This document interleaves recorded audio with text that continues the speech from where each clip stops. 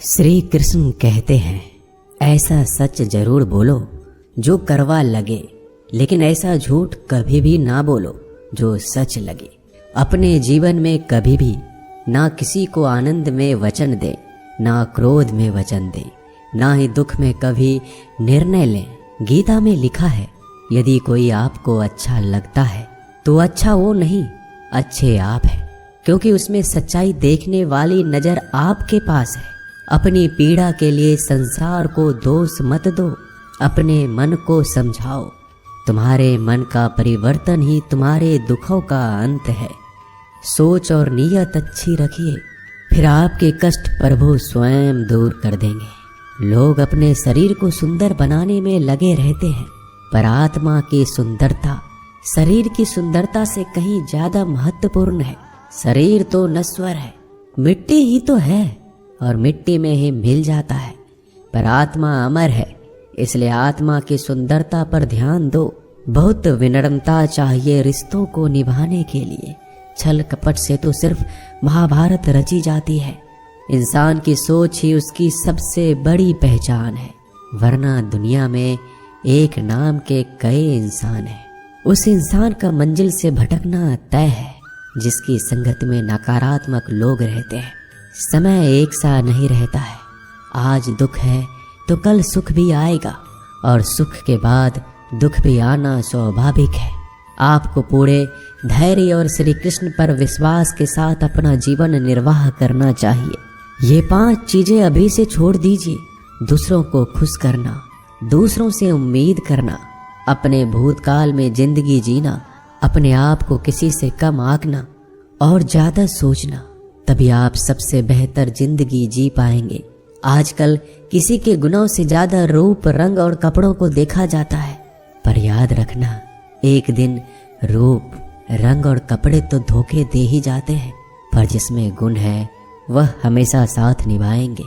जो व्यक्ति किसी के चेहरे पर हंसी और जीवन में खुश लाने की क्षमता रखता है, ईश्वर उसके चेहरे पर कभी हंसी और जीवन में खुशी कम नहीं होने देते।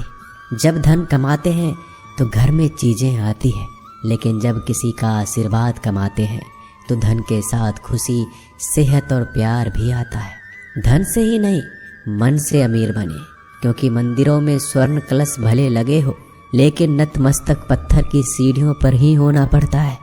भरोसा जीता जाता है, मांगा नहीं जाता।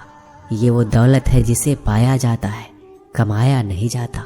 अगर कोई मनुष्य हमारे साथ बुरा कर रहा है तो उसे करने दो, यह उसका कर्म है और समय उसके कर्म का फल उसे जरूर देगा। लेकिन हमें कभी भी किसी के साथ बुरा नहीं करना चाहिए, क्योंकि यही हमारा धर्म है। अगर आपकी समस्या एक जहाज की तरह बड़ी है तो भूले नहीं कि प्रभु की कृपा सागर जितनी विशाल है। अहंकार में धन, वैभव और वंश तीनों चले जाएंगे। विश्वास ना हो तो रावण, कौरव और कंस को देख लो। भोजन की कीमत भूख के समय होती है और भगवान की कीमत दुख के समय होती है। इसलिए अंधकार में छाया, बुढ़ापे में काया और अंतकाल में माया किसी का साथ नहीं देती। श्री कृष्ण कहते हैं, क्षमा दुनिया का बहुत ही कीमती शब्द है, लेकिन इस क्षमा का कब कैसे इस्तेमाल करना है ये बहुत ही आवश्यक है। पहला, अगर आपसे कोई अपराध हो जाए तो तुरंत क्षमा मांगना चाहिए। अगर आप क्षमा नहीं मांगेंगे तो इसमें आपकी ही हानि है, क्योंकि क्षमा ना मांगने से मन के अंदर अहंकार जागता है और अहंकार तो हमारी हानि ही करता है। दूसरा, अगर कोई अपराध करे तो आपसे क्षमा भी ना मांगे तो उसे क्षमा मत करिए, क्योंकि क्षमा अत्यंत अनमोल है और बिन मांगे किसी को क्षमा देना आवश्यक नहीं। तीसरा, यदि कोई आपके साथ अपराध करे, अनुचित करे और बाद में क्षमा मांगे तो उसे क्षमा कर दीजिए। इससे आपके भीतर की करुणा जागेगी, प्रेम जागेगा और यह आपके लिए शुभ ही है।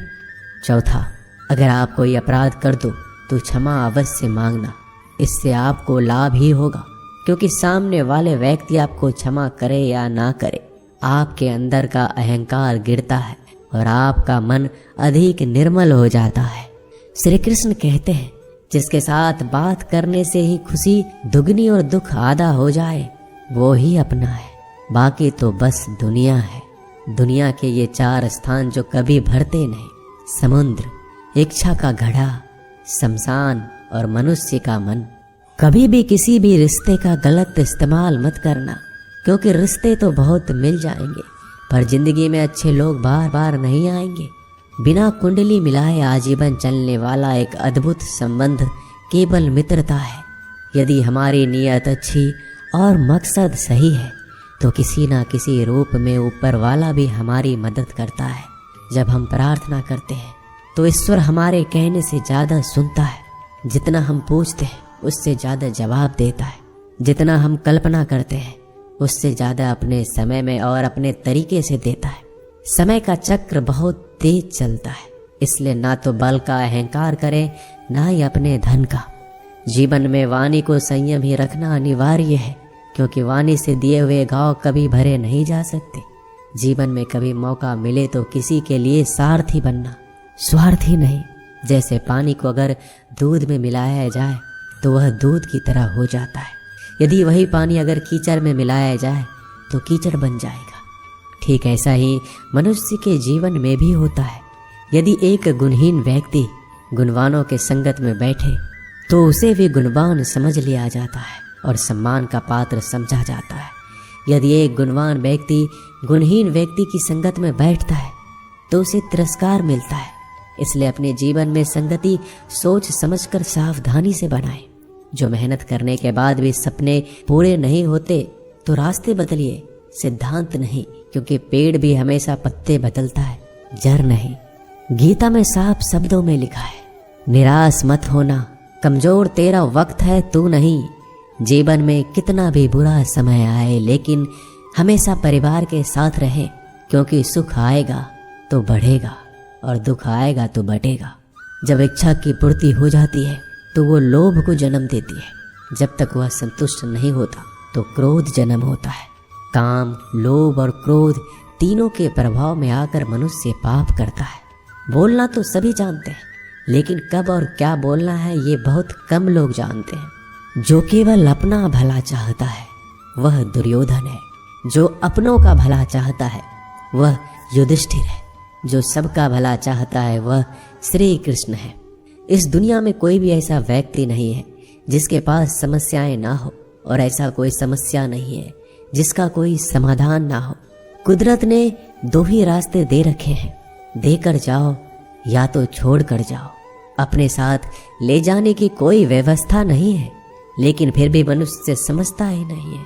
याद रखना, भगवान से कभी उम्मीद छोड़ना नहीं और दुनिया वालों से कभी उम्मीद रखना नहीं। उस प्रेम पर विश्वास मत करो जिसमें भगवान श्री कृष्ण भी हार गए। उस मित्रता पर गर्व करो जिसमें गरीब सुदामा भी जीत गए। परमात्मा सभी को एक ही मिट्टी से बनाता है, बस फर्क इतना है, कोई बाहर से खूबसूरत होता है तो कोई भीतर से। समझ ज्ञान से अधिक गहरी है। आप बहुत से लोगों को जानते होंगे, लेकिन कुछ ही आपको समझते हैं। प्यार दुनिया की सबसे खूबसूरत चीज़ है।